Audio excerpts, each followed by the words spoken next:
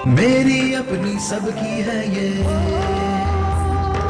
मेरी अपनी सबकी है ये, आज ही नहीं कल की है ये, अपने हक अधिकार दिलाती आपकी बातें, आपकी बातें, आपकी बातें, आपकी बातें, हर मुश्किल का हल है सुझाती, जीने की एक राह दिखाती, अंधियारे में राह दिखाती आपकी बातें, आपकी बातें, आपकी बातें, आपकी बातें।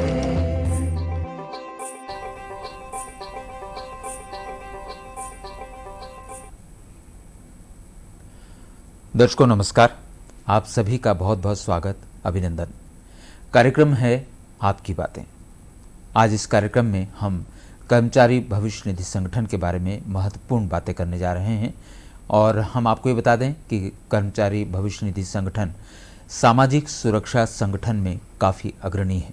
ये अपने सदस्यों को भविष्य निधि की जो राशि है उससे समय समय पर बहुत सुरक्षा प्रदान करती है। किन किन स्तर पर सुरक्षा प्रदान की जाती है, किस तरह से सुरक्षा प्रदान की जाती है, तमाम बातें हम आप तक पहुंचाएंगे। तो चलिए अब आपकी मुलाकात कराते हैं हमारे आज के मेहमान से। आप हैं श्री जय कुमार जी, आप हैं क्षेत्रीय भविष्य निधि आयुक्त वर्ग 1 छत्तीसगढ़। जय कुमार जी, आपका बहुत बहुत स्वागत है। और जब तक हमारे जो दर्शक हैं फ़ोन लाइन के माध्यम से हमसे जुड़ते हैं, मैं उनकी जानकारी के लिए, अपनी जानकारी के लिए आपसे पहले ये जानना चाहूँगा कि कर्मचारी भविष्य निधि क्या है और इसकी पात्रता किसको है? कर्मचारी भविष्य निधि एक विशेष स्टैट्यूट है जिसे 1952 में भारतीय संसद ने जनता के समक्ष रखा। इसका उद्देश्य सभी कर्मचारियों को, या विशेष रूप से ऐसे कर्मचारियों को जिनके लिए जीपीएफ, पेंशन या किसी विशेष पेंशन की व्यवस्था नहीं है, उसके लिए भविष्य निधि, पेंशन एवं इंश्योरेंस तीनों की व्यवस्था करना है।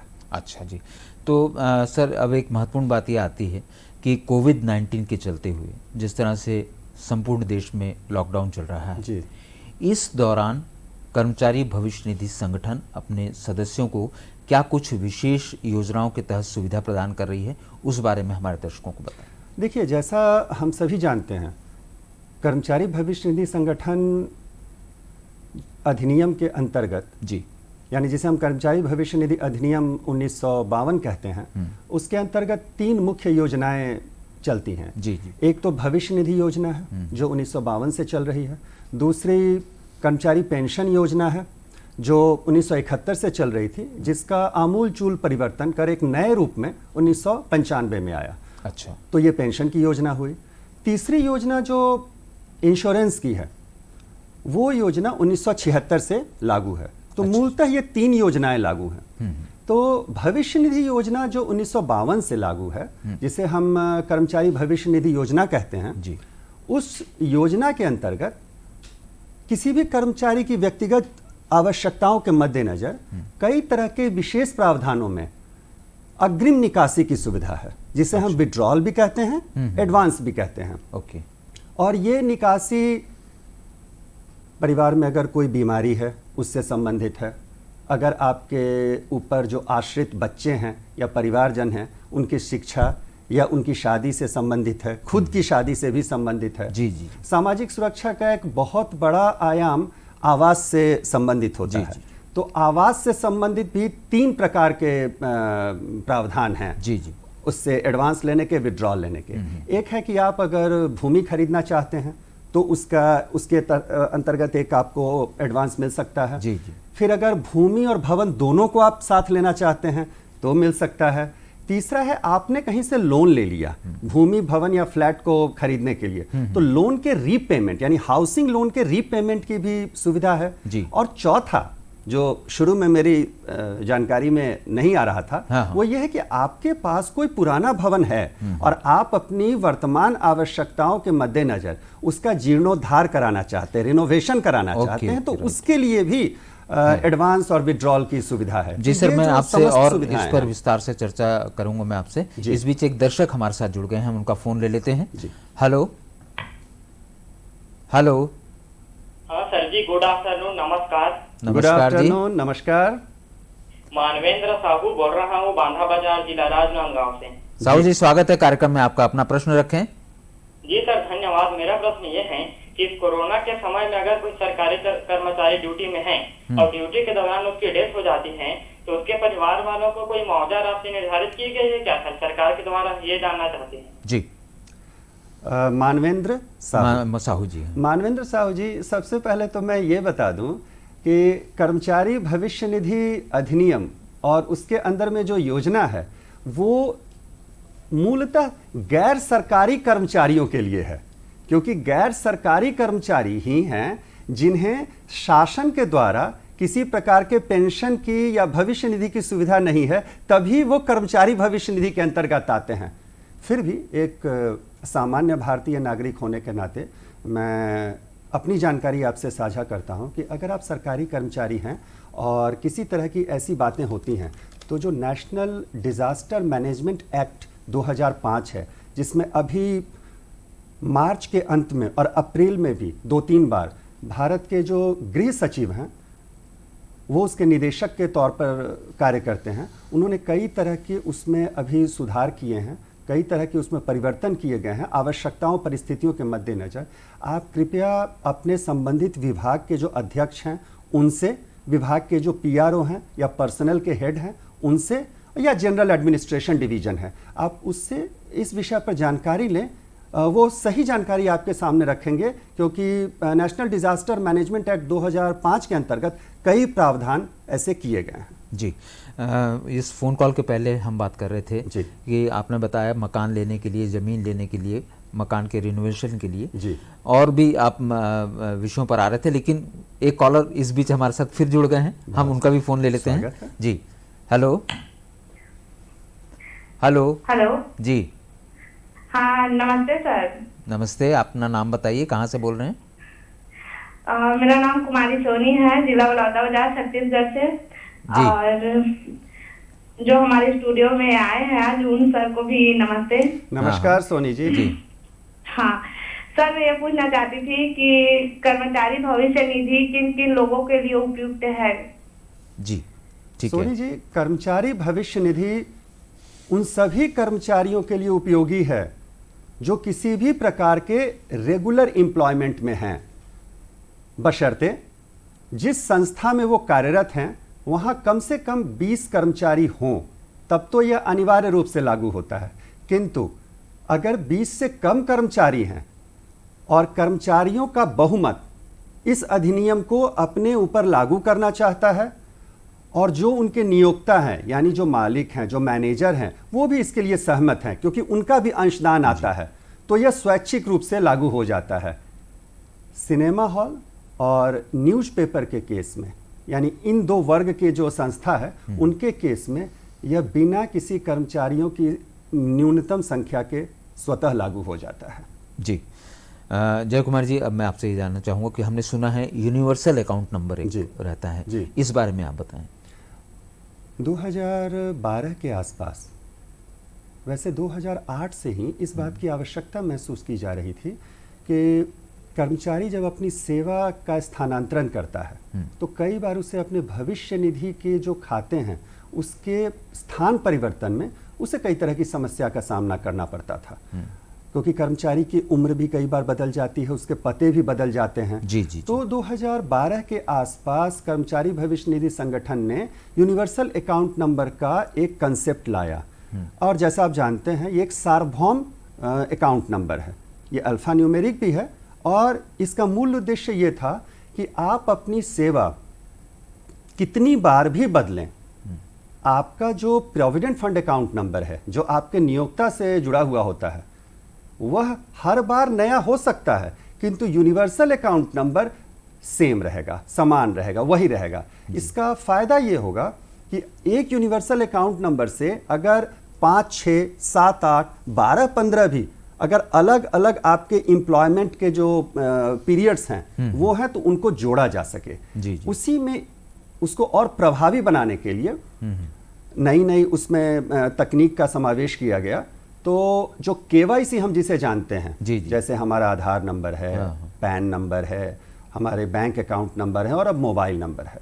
तो यूनिवर्सल अकाउंट नंबर को यूनिक करने के लिए कम से कम 2 KYC को उससे संबद्ध कराना आवश्यक माना जाता है। जी, तो जी, जी। मूलतः हम लोग ऐसा मानते हैं कि जनधन खाते और ये के बाद सभी के पास एक बैंक खाता है, जी, सभी के पास आधार नंबर है और अमूनन सभी के पास मोबाइल नंबर है। जी, जी। पैन की तो अपनी एक अहर्ता होती है। बिल्कुल। तो ये 2 या 3 आप हमेशा अपने यूनिवर्सल अकाउंट नंबर से ऐड कर लें, उससे उसको जोड़ लें। जी। शुरू में यह सुविधा आपके नियोक्ता के पास थी, अब एम्प्लॉय भी, कर्मचारी भी खुद यूएन नंबर से अपने KYC को जोड़ सकता जी, है। बहुत अच्छी जानकारी दी सर आपने। इस बीच एक कॉलर हमारे साथ जुड़ गए, हमारे दर्शक। जी हेलो हेलो हेलो जी, अपना नाम बताएं। जी बताइए, आपकी आवाज़ मिल रही है, अपना नाम बताएं, कहाँ से बोल रहे हैं? लोकेश्वर सिन्हा मेरे तरफ से। हाँ जी, आपका स्वागत है कार्यक्रम में, अपना प्रश्न रखिए सिन्हा जी। हाँ, ये श्रमिक में पंजीयन कैसे करा सकते हैं और पेंशन की सुविधा भी है कैसे? जी, इसमें पात्रता के लिए क्या करना होगा और पेंशन की सुविधा है क्या? लोकेश्वर जी, जहाँ तक मैं समझ रहा हूँ, आप कहीं ना कहीं अवश्य कार्यरत हैं। आप जिस संस्थान में भी, जिस कंपनी में भी आप कार्यरत हैं, वहाँ भविष्य निधि अधिनियम लागू होगा। अगर वहाँ 20 कर्मचारी होंगे और 20 में सभी जुड़ जाते हैं, जी, अगर 20 हैं तो 2015-16 के बाद से ऐसी तकनीकी व्यवस्था की गई है कि मासिक अंशदान जो आपके एम्प्लॉयर के द्वारा जमा किया जाता है, उसी के साथ सभी कर्मचारी का नाम, यूएएन नंबर उन्हें उसमें देना होता है। तो आप एक बार अपने नियोक्ता से पता कर लें कि भविष्य निधि उन पर लागू है या नहीं है। निधि की पात्रता के हिसाब से उनके यहाँ 20 कर्मचारी हैं या नहीं, किसी भी समय 20 हों। अभी अगर 19 भी हैं और पिछले महीने या किसी समय 20 थे तो उन पर लागू, क्योंकि एक बार ये लागू हो जाता है तो सभी पर लागू रहता है। और अगर फिर भी आपको स्पष्ट जानकारी नहीं मिल पाती हो तो आप हमारे जो हेल्पलाइन नंबर है, हमारा जो ईमेल आईडी है, जो कार्यक्रम के बीच में हम दिखाते रहेंगे, आप उस पर अपनी शंका को, अपनी उत्सुकता को प्रेषित करें अपने ईमेल नंबर, फ़ोन नंबर, इस सब के साथ, ईमेल आईडी, फ़ोन नंबर के साथ। हम अपने डेटाबेस के हिसाब से जो सूचनाएं हैं, हम आपको सही जानकारी आपके साथ साझा करेंगे। जी जय कुमार जी, आपने बहुत महत्वपूर्ण जानकारी दी है। यहाँ पर दर्शकों हम एक छोटा सा विराम ले रहे हैं, विराम के बाद तुरंत हाजिर होते हैं, आप कहीं मत जाइएगा। अरे ओ साहबा, कोरोना वायरस से बचने के कितने उपाय रे? सरदार 3। अरे साहबा डरो मत रे, बोलो बोलो। सरदार, पहला है लोगों से दूरी बनाए रखना, बार बार साबुन से हाथ धोना या सैनिटाइज करना, और सबसे जरूरी है घर पे रहना। अधिक जानकारी के लिए संपर्क करें स्टेट हेल्पलाइन या 24 घंटे वाली national helpline toll free number 1075।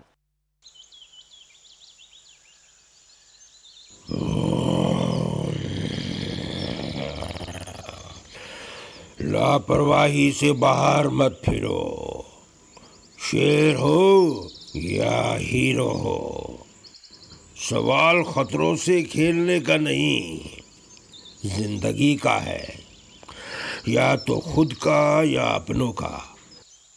Corona के आगे बलवान भी नहीं टिक पाएगा, पर बचने के उपाय है समझदारी से घर में रहना, बार बार हाथ साबुन से धोना या सैनिटाइज करना।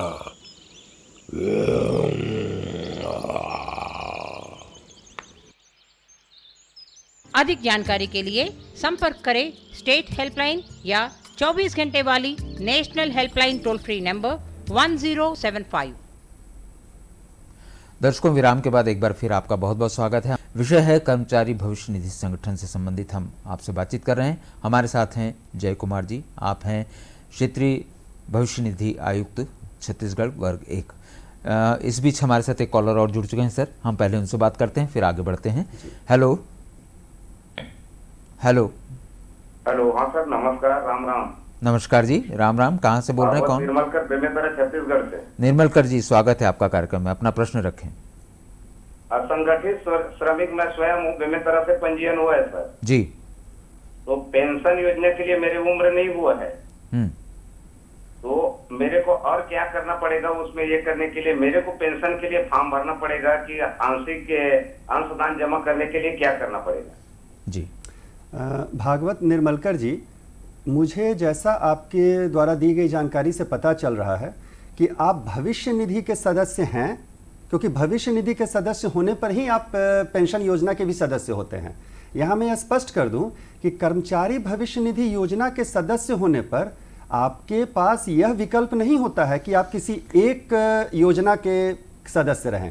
आपको तीनों योजना का लाभ मिलेगा, भविष्य निधि योजना, पेंशन योजना और इंश्योरेंस योजना। तो चूंकि भविष्य निधि योजना के आप सदस्य हैं तो आप पेंशन योजना के भी सदस्य हैं। आपने अभी जानकारी देते समय कहा था कि मेरी उम्र नहीं हो रही है पेंशन के लायक। हाँ, योजना के अंतर्गत पेंशन पाने की पात्रता के लिए कम से कम 50 वर्ष और पूरे पेंशन पाने की पात्रता के लिए 58 वर्ष का होना अनिवार्य है। एक और शर्त है कि कम से कम 10 वर्ष की आपकी सेवा हुई हो। अगर मान लीजिए आपकी सेवा 10 वर्ष की नहीं हुई है तो फिर आप पेंशन के पात्र नहीं हैं। लेकिन अगर आपकी आयु 58 वर्ष नहीं हुई है, यानी भविष्य में आपके 10 वर्ष पूरे हो सकते हैं और आपकी जो नौकरी है, जो आपकी सेवा है, छूट गई है, ऐसे केस में हम स्कीम सर्टिफिकेट आपको इशू कर देते हैं, ताकि जब आप दूसरी सेवा को ज्वाइन करें तो इस स्कीम सर्टिफिकेट को आप किसी भी भविष्य निधि कार्यालय में जमा करें या अपने नियोक्ता के माध्यम से जमा करें तो आपकी नई भविष्य निधि योजना में ये सेवा जुड़ जाएगी। जी। लेकिन अगर आपके 10 वर्ष हो चुके हैं लेकिन आपके 50 वर्ष नहीं हुए हैं तो आप अभी कम पेंशन पाने के भी हकदार नहीं हैं।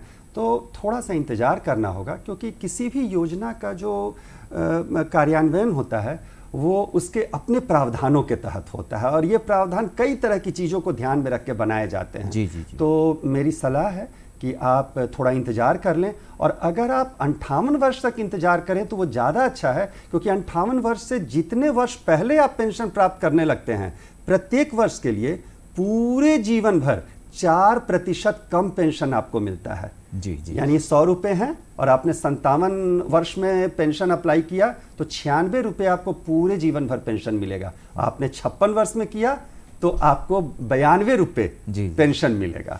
तो चॉइस आपका है। जी जी जी। सर, इस बीच एक और कॉलर हमारे साथ जुड़े हैं, उनसे भी हम बात कर लेते हैं। जी। Hello hello. हाँ सर, नमस्कार। मैं हितेंद्र दीक्षित बोल रहा हूँ सर। उम्र मेरा 51 साल है। दीक्षित जी, कहाँ से बोल रहे हैं आप? मैं रिसेंटली जॉब छोड़ा हूँ। जी जी जी। सेंट जेवियर पब्लिक स्कूल से टीचर के रूप में। अच्छा जी। उसके पहले मैं दूसरे जॉब में था जी, लगभग 14 साल टीचर के रूप में। जी जी। अब मेरे को रिड्यूस पेंशन शुरू करवाना है सर, तो क्या करना पड़ेगा? जी, कोरबा से हितेंद्र दीक्षित। हितेंद्र जी, आपने जैसी जानकारी दी कि 14 वर्ष आपकी सेवा के पहले वाले सेवा के दौर में हो चुके थे और अभी शायद अभी आप नौकरी में नहीं हैं, तो अगर आपकी आयु 50 वर्ष हो चुकी है तो आप अपने पेंशन के दावा प्रपत्र को अपने जो आखिरी एम्प्लॉयर थे, जहां आपने आखिरी बार काम किया था, आप उनके थ्रू हमारे पास भेज दें। ये एक सामान्य प्रक्रिया है। लेकिन जैसा कि अभी आपने बताया था कि यूएएन जिनका भी है और यूएएन को अगर उन्होंने एक्टिव कर रखा है तो आप ऑनलाइन भी पेंशन के दावे को भेज सकते हैं, जिसमें आपके एम्प्लॉयर के किसी अटेस्टेशन की आवश्यकता नहीं होती है, क्योंकि यूएएन का कार्यान्वयन मेंबर के केवाईसी के अप्रूवल और ओटीपी के थ्रू हो जाता है। तो एक बार हो गया तो मेंबर को हम डायरेक्ट जान सकते हैं, वो सारे के सारे ऑनलाइन सुविधा का लाभ ले सकता है। जी जी जी। और वैसे भी सर, जब हम जानकारी इनको दे रहे हैं तो हम ऑन स्क्रीन जो हमारे आपके यहाँ के हेल्पलाइन नंबर्स हैं जी जी। वो भी दिखा रहे हैं। दर्शक उसको नंबरों को नोट कर लें और उस पर वो सीधे बातचीत कर सकें। दर्शकों, आपको स्क्रीन पर हेल्पलाइन नंबर दिख रहे हैं 0771 258 3890 और 0771 ये कोड नंबर है रायपुर का और 258 3891। आप इस पर सीधे कॉल करके अपनी कोई भी जो समस्या है उस पर समाधान पा सकते हैं सीधे बातचीत करके। जय कुमार जी, मैं कार्यक्रम के आरंभ में एक बहुत महत्वपूर्ण प्रश्न पर था, लेकिन उस बीच हमारे साथ कॉलर जुड़ गए और जैसा अभी भी है एक कॉलर और जुड़े हैं, मैं फिर अपने प्रश्न पर आऊँगा। इनसे पहले बात कर लेते हैं। जी हेलो हेलो। जी, अपना नाम बताएं, कहाँ से बोल रहे हैं और अपना प्रश्न रखें। जी बताइए अपना नाम। नमस्ते, आपका नाम बताइए, कहाँ से बोल रहे हैं? जी, मैं यशवंत देवदास रायपुर सोनडोंगरी से बोल रहा हूँ। स्वागत है, अपना प्रश्न रखिए। सर, ऐसा नौकरी अपन छोड़ देते हैं। आपकी आवाज कट रही है देवदास जी, आप अपना प्रश्न एक बार पुनः रखें, पूरा प्रश्न। सर नौकरी से छोड़ देते हैं कहीं? इनकी स्पष्ट आपकी आवाज मिल नहीं रही है, एक बार फिर कोशिश करें। चलिए हम इनसे फोन लाइन में अगर दोबारा जुड़ेगी तो हम बात करेंगे। मैं बात कर रहा था सर कोविड-19 के बारे में, जो अभी लॉकडाउन चल रहा है राष्ट्रव्यापी। इस दौरान हमारे भविष्य निधि संगठन के जो सदस्य हैं उन्हें क्या विशेष सुविधाएं दी जा रही हैं और उसका लाभ लेने के लिए उन्हें क्या करना होगा? जैसा कि हम सब जानते हैं, ये कोविड-19 जो वैश्विक महामारी घोषित हो चुकी है जी, ऐसी आपदा तो हम सभी लोगों ने अपने याददाश्त में तो कभी नहीं देखा था, जो विश्व स्तर पर इसका जो प्रभाव पड़ा है। बिल्कुल। और भारत जैसे अधिक जनसंख्या वाले और अधिकतम जनसंख्या घनत्व वाले देश में इसकी विभीषिका हम सब अपने आसपास देख रहे हैं, महसूस कर रहे हैं। लगभग सभी आर्थिक गतिविधियों पर और सभी सामाजिक गतिविधियों पर इसका प्रभाव पड़ा है। तो जाहिर है रोजगार में, वेतन में, अपनी दैनंदिनी में लोगों को बहुत तरह की दिक्कत आई है। जी जी। तो यह अपेक्षित था कि विश्व की सबसे बड़ी, सबसे अग्रणी पब्लिक फील्ड की जो पब्लिक ऑनरशिप में सामाजिक सुरक्षा का संगठन है, कर्मचारी भविष्य निधि संगठन, वो इन चीज़ों से अछूता न रहे और अपने सदस्यों की ज़रूरतों के हिसाब से उनको किस तरह का लाभ देना है उसमें या तो परिवर्तन लाए या अपनी कार्यप्रणाली में थोड़ा सा परिवर्तन करे। तो इन चीज़ों को ध्यान में रख के हमारे जो केंद्रीय भविष्य निधि आयुक्त हैं श्री सुनील बार्थवाल जी महोदय सर ने काफ़ी सारे अपने उच्चाधिकारियों से मंत्रणा की। माननीय श्रम मंत्री श्री संतोष गंगवार जी, जो हमारे संस्था CBT जो उसके अध्यक्ष भी होते हैं, सभी लोगों ने मिलकर आधिकारिक रूप से कर्मचारी भविष्य निधि योजना में एक आवश्यक अमेंडमेंट लाया जिसे हम 68L कहते हैं। इस अमेंडमेंट का आशय ये था, और ये केवल कोविड-19 को ध्यान में रख के और इसी तरह की ऐसी जो वैश्विक आपदा है उसको ध्यान में रख के लाया गया है। और इन सभी लोगों ने इसको बहुत ही त्वरित गति से 29 तारीख 30 तारीख जो मार्च का था उसके आसपास इस अमेंडमेंट को लाया और लागू कर दिया। इसका गैजेट नोटिफिकेशन हो गया जी। इसमें लोगों को एक विशेष अग्रिम एडवांस लेने की सुविधा दी गई है और प्रावधान ये है कि किसी भी तरह की महामारी घोषित होने पर कर्मचारी भविष्य निधि योजना का जो सदस्य है, जो उसका मेंबर है, वह अपने भविष्य निधि अकाउंट से या तो 3 महीने की जो उसकी तनख्वाह है, जो भविष्य निधि के घोषणा में जो तनख्वाह आती है योजना के नियम के अनुसार, या तो उतना वो अग्रिम ले सकता है।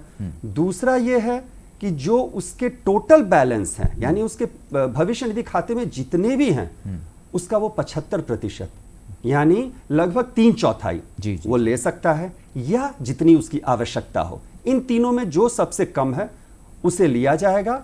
और हमारे मुख्यालय ने फिर वहां पर जो हमारे केंद्रीय भविष्य निधि आयुक्त महोदय हैं जी, और हमारी जो ISD की टीम है, इन लोगों ने दिन रात मेहनत करके सॉफ्टवेयर में ऐसे आमूलचूल परिवर्तन लाए कि इस ढंग के जो दावे हैं उनका केंद्रीयकृत तरीके से उसका संलयन हो और इमीडिएटली उसकी मैक्सिमम प्रोसेसिंग सिस्टम के द्वारा हो और सीधे संबंधित कार्यालय में वह आ जाए जहां के मेंबर ने अप्लाई किया था जी। और वहां पर उसे तुरंत प्रोसेस करके हम बैंक में भेज सकें।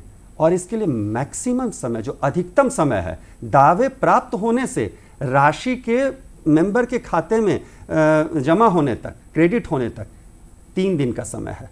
और इसमें ये हो रहा है, आपको जान के आश्चर्य होगा कि 30 मार्च से ये प्रावधान लागू हुआ और 30 मार्च से अभी तक तकरीबन आप ये समझ लें कि करोड़ों में लोगों ने इसका लाभ उठाया है जी। और यह लाभ आप समझें कि इतने समय की मांग को लेके है कि लगभग हमारे पास जो भविष्य निधि दावे, सभी प्रकार के दावे, पेंशन, भविष्य निधि, इंश्योरेंस वगैरह के आते थे, उन सबों के बराबर दावे केवल इसी के आ रहे हैं जी। और 100% दावों का भुगतान 3 कार्य दिवस के भीतर हो रहा है। बहुत अच्छी बात बताई सर आपने कि 24 घंटे से 72 घंटे के अंदर जो है आपके आवेदन करने के बाद में इसका जो है भुगतान किया जा रहा है। 75% तक जो है वो राशि ली जा सकती है में जो है जी। उसके 75%। इसके लिए ये भी बता दें कि उसके लिए आवेदन करने के लिए उसे क्या ऑनलाइन करना पड़ेगा या नियोक्ता के माध्यम से करना पड़ेगा, क्या उसमें? अभी जिस ढंग के लॉकडाउन के दिशा निर्देश जारी हैं उसमें हमें सोशल डिस्टेंसिंग का भी पालन करना पड़ता है जी।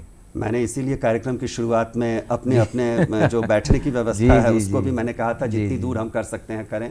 तो सभी सदस्यों को जिनके खाते में यूएएन नंबर को एक्टिवेट कर रखा है, लोगों ने अपने मोबाइल से लिंक कर रखा है, वो ऑनलाइन इसका आवेदन कर रहे हैं।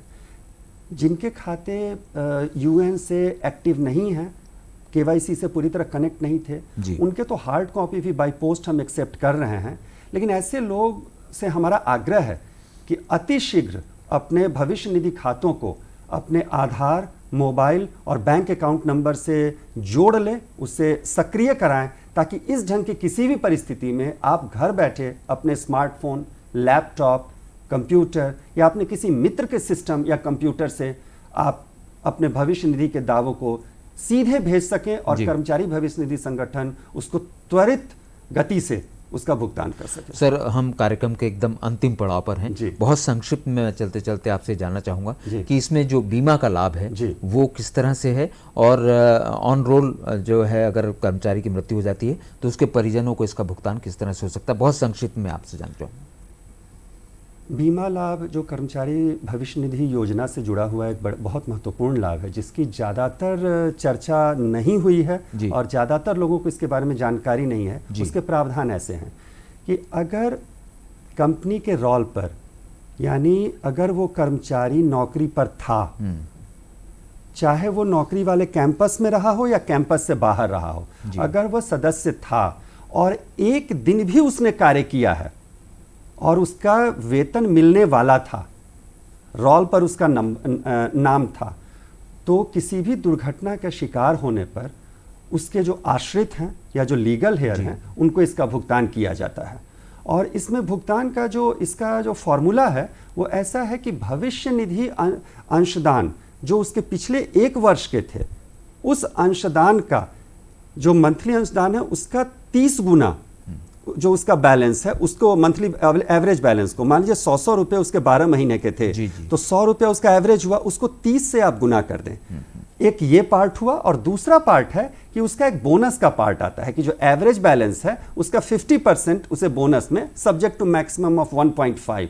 तो अब ये जो सीमा है सारे दोनों लाभों को मिला के इंश्योरेंस में मैक्सिमम 6.25 लाख तक जा रही है। तो इस तरीके से जो इंश्योरेंस स्कीम है उसका लाभ किसी भी कर्मचारी को सेवा के दौरान उसकी मृत्यु हो तो उनके परिवारजनों को मिलता है। जय कुमार जी, मैं समझता हूँ कि जो एक निर्धारित समय है हमारे कार्यक्रम का और दर्शकों के फ़ोन कॉल्स लेने के साथ में काफ़ी महत्वपूर्ण बातें आज कर्मचारी भविष्य निधि संगठन के बारे में आपने हमारे दर्शकों को दी है यहाँ आकर के, और इसके लिए हम तहे दिल से आपके आभारी हैं। आपका बहुत बहुत धन्यवाद। आपका भी बहुत बहुत शुक्रिया, क्योंकि आपके माध्यम से हम अपने हितग्राही तक सामान्य भाषा में उनके बीच में अगर पहुंच पा रहे हैं तो हम अपनी सेवा को और ज़्यादा प्रखर और ज़्यादा अपने हितग्राही के नज़दीक ले जा पा रहे हैं। तो आपको भी साधुवाद, ऐसे प्रयास जारी रखें। बहुत बहुत धन्यवाद। और दर्शकों, आपसे लेते हैं अनुमति इस वादे के साथ कि कार्यक्रम की अगली कड़ी में एक और महत्वपूर्ण विषय लेकर आपसे करेंगे आपकी बात। तब तक के लिए नमस्कार। मेरी अपनी सबकी है ये, मेरी अपनी सबकी है ये, आज ही नहीं कल की है ये, अपने हक अधिकार दिलाती आपकी बातें, आपकी बातें, आपकी बातें।